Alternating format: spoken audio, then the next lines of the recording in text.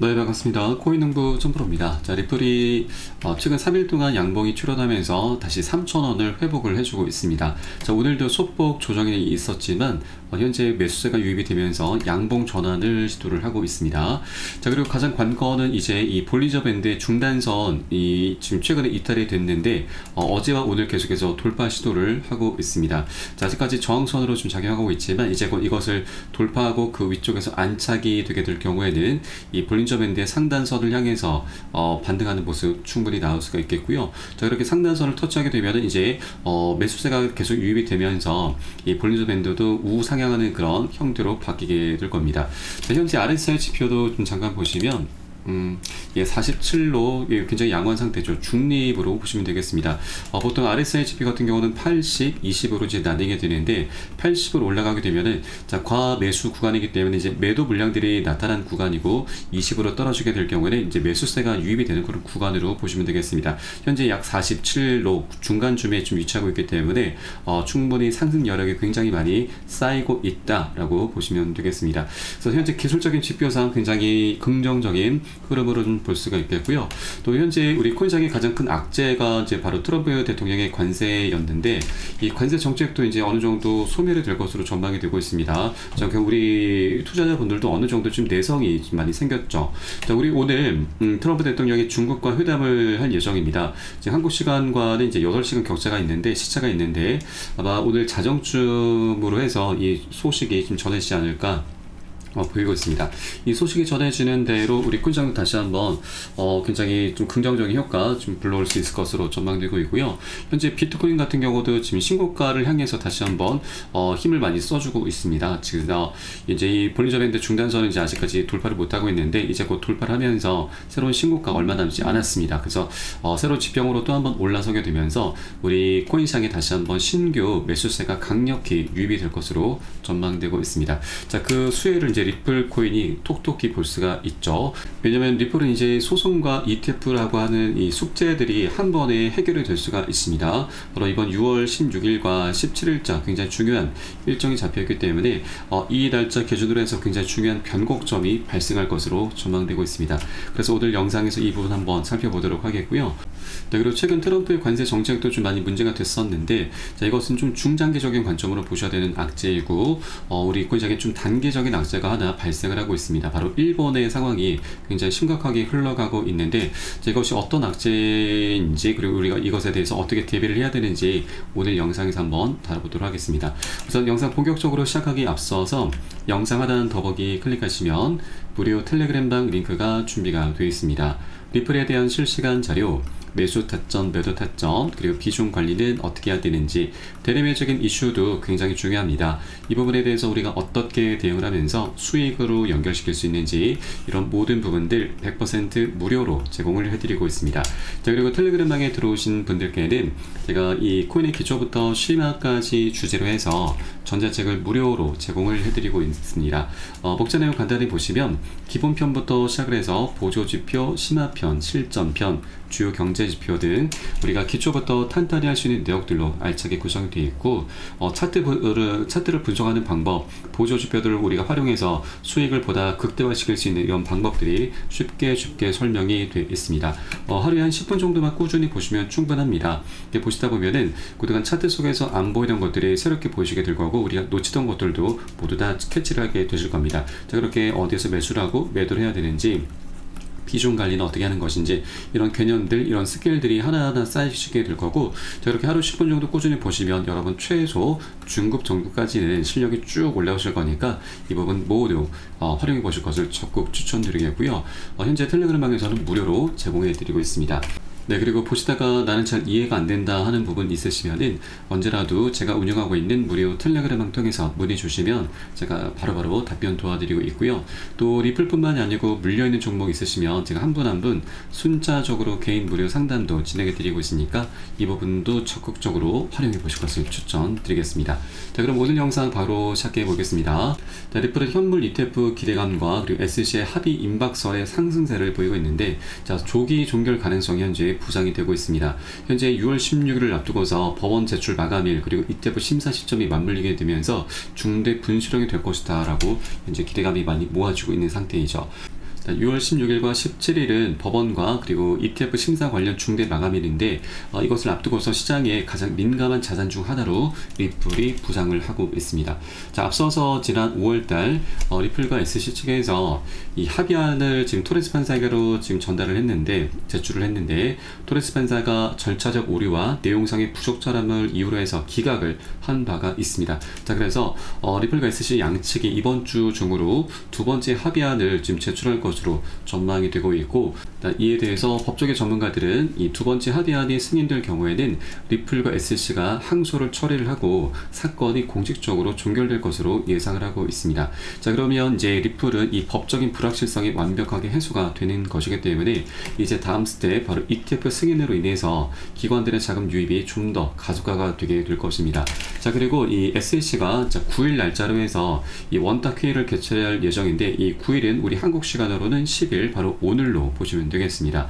자, 이 자리에서 리플 사건이 공식 의제로 이제 논의될지는 아직 확정되진 않았지만 이 크렌쇼 위원 등의 반대 의견이 제기된 바가 있기 때문에 향후 SC 내 내부 균열 여부도 주목이 되고 있습니다.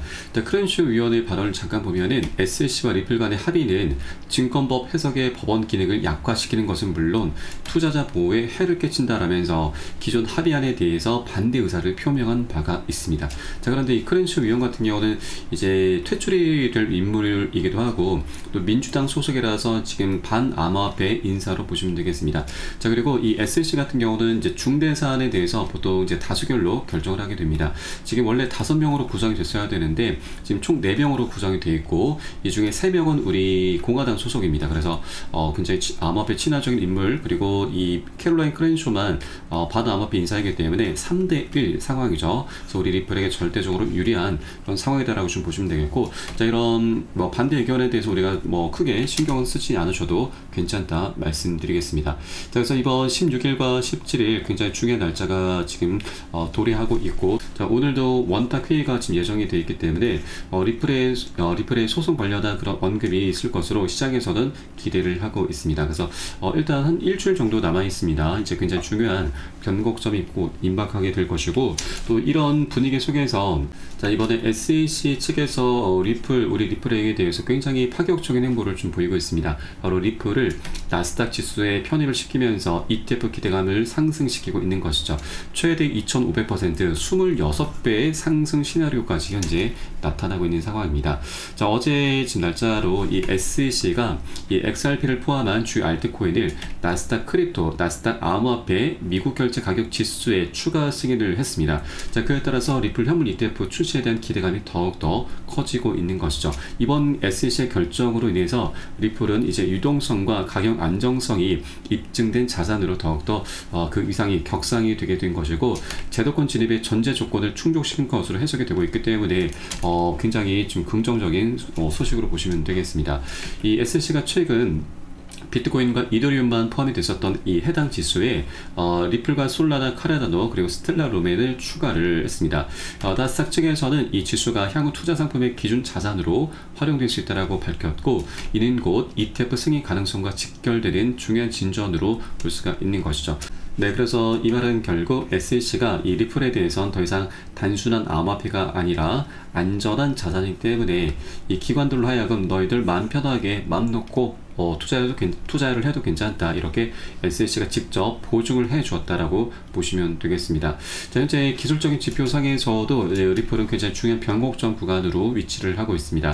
현재 이그라그 크립토 암호화폐 분석가는 리플의 장기 사이클에 세 번째 단계에 진입했다라고 분석을 했는데, 이 과거 피보나치 확장 구조 그리고 반복되는 상승 패턴을 근거로 해서 리플이 오는 7월경 대규모 돌파를 시도할 수가 있고, 이 경우 최고 27에서 39달러까지 상승할 수 있다라고 예측을 했습니다. 현재 가격 대비해서 2500%, 26배의 상승력을 의미를 합니다. 자, 그리고 지금 이런 기술적 분석뿐만이 아니라 리플은 이제 그 소송과 지금 이 소송이 종료되고 ETF가 승인될 경우에 30배까지 상승할 수 있다는 그런 시나리오도 등장을 하고 있습니다. 자, 그렇게 기술적인 분석을 뒷받침해주는 그런 기본적인 분석, 바로 펀더멘탈이죠. 호재들이 현재 두루두루 갖춰 갖춰져 있는 상태이기 때문에 현재 리플이 2달러에 머물고 있는 것은 우리가 정말 싸게 살 수 있는 절호의 매수 기회다라고 하는 것입니다. 그렇기 때문에 여러분들께서도 절대 이 기회를 놓쳐서는 안 되시는 거고, 여러분 여러 개 되시는 만큼 단 한 개라도 더욱더 많이 모아갈 수 있을 때 모아 나가 주실 것을 당부 말씀드리겠습니다. 다만 이 투자라고 하는 건 항상 여러 사람들이 함께 모여서 하는 것이기 때문에 이해관계가 상충할 수밖에 없고, 그러다 보니 한 번에 쭉 뻗어서 급등하는 게 아닙니다. 계속 상승과 조정을 반복하면서 변동성이 언제라도 나타나게 됩니다. 자, 그렇기 때문에 이런 상승 추세가 나타난다 하더라도 우리가 절대 아무 구간이나 들어서는 안 되십니다. 보통 이런 단기 고점 신호가 발생하면은 우리가 비중을 좀 덜어내셔야 되는데, 오히려 이제 추가적인 상승을 기대하면서 우리 개인 투자자분들은 대부분 추격 매수를 하게 됩니다. 그러면 추격 매수 끝은 결국 이 하락을 하면서 손절로 마무리되죠. 그러다 보니 내가 사면 떨어진다, 또 내가 팔면 올라간다, 이런 말들이 계속 나오게 되는 겁니다. 자, 그렇기 때문에 우리는 안전한 구간별로 함께 공략해 나가실 거고요. 이에 따른 매수 타점과 매도 타점은 제가 무료 텔레그램을 통해서 여러분께 실시간 빠르게 공유해 드리고 있으니까 여러분도 함께 동참해 주실 것을 당부 말씀드리겠습니다. 자, 그래서 영상 하단에 더보기 클릭하시고 무료 텔레그램방 링크 통해서 간단히 참여 가능하시겠습니다. 자, 그럼 마지막으로 이 다가오고 있는 일본의 악재가 어떤 것인지, 우리가 이에 대해서 어떻게 대비를 해야 되는지 한번 살펴보겠습니다.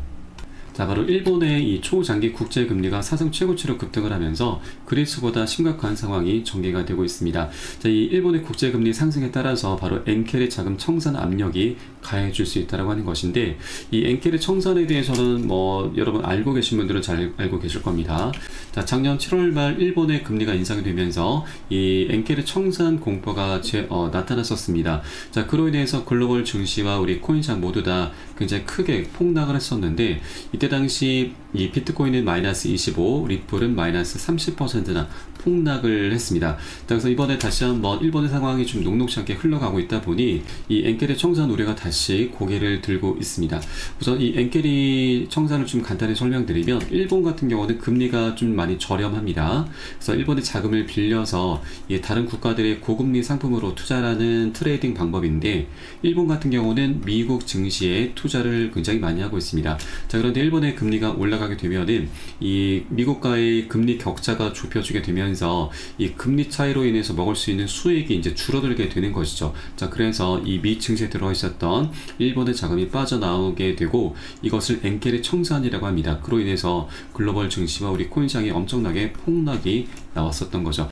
현재 일본의 장기 국제금리도 좀 문제가 되고 있는데, 이거보다 더 강력한 것이 바로 일본의 기준금리 인상입니다. 우에다 일본은행 총재는 이 금리 인상을 통한 금융정책 정상화를 지속하겠다는 입장을 재확인을 했습니다. 기준금리 인상과 관련해서 기조적인 물가 상승률이 2%를 향해서 높아지는 모습을 보인다면 경제와 물가 여건의 개선에 따라서 정책 금리를 계속 인상해 나갈 것이다라고 강조를 했습니다. 그래서 이제 다가오는 6월 16일과 17일에 금리 인상을 결정하는 금융정책결정회의가 예정되어 있고, 17일자에 이제 결정이 됩니다. 그래서 이 부분이 아직까지 100% 확실한 건 아니지만 어떻게 이제 정할지는 아직은 모르겠으나 이것을 우리가 꼭 확인을 해줘야 됩니다. 만일 이제 금리 인상이 기준금리까지 인상이 되게 되면은, 자, 작년 7월달 이 엔켈의 청산 공포가 다시 한번 재현이 될 수가 있기 때문에 여러분들께서도 꼭 일본의 금리가 어떻게 결정이 되는지 꼭 체크를 해주기 바라겠고요. 다만 하나 좀 긍정적인 부분은, 작년 8월 달에 이제 8월 초에 이 엔켈의 청산으로 인해서 이제 급락이 나왔었는데 그리 오래 가지는 않았습니다. 한 차례 급락한 이후에 한 일주일 정도 바닥을 다졌고 바로 반등 급등 흐름으로 이어졌습니다. 자, 그래서 우리가 이런 흐름이 나타나기 전에 미리 비중 관리를 통해서 어느 정도 현금을 조금 보유를 해 주셔야 되고요. 그리고 나중에 바닥을 다진 것을 우리가 확인하고서 저점 매수로 대응을 하면서 이 반등하는 흐름, 바로 이제 보너스 수익이죠. 보너스 수익까지 두둑히 챙겨 나가는 그런 전략적인 기회 구간으로 삼아 나갈 겁니다. 자, 그래서 우리가 이제 이런 악재라고 하는 것을 모르고 당하게 되면은 굉장히 강력한 손실로 이어지게 되지만, 미리 알고서 대비를 한다라면 더 이상 악재가 아닌 강력한 호재로 지금 전환을 시키면서 이 과정의 보너스 수익도 두둑히 챙길 수 있다 말씀드리겠습니다. 자, 그렇기 때문에 이 투자에서는 이 정보가 가장 중요합니다. 정보는 곧 수익과 돈과 그대로 직결이 되기 때문이죠. 이런 모든 부분은 제가 무료 텔레그램방 통해서 실시간 빠르게 공유해드리고 있으니까 여러분도 함께 동참해 주실 것을 당부 말씀드리겠습니다. 자, 그래서 영상 하단에 더보기 클릭하시고 무료 텔레그램방 링크 통해서 간단히 참여 가능하시겠습니다. 그럼 오늘 영상은 여기서 마치도록 하겠고요. 저는 텔레그램방에서 뵙도록 하겠습니다. 지금까지 코인농부 첨프로였습니다. 감사합니다.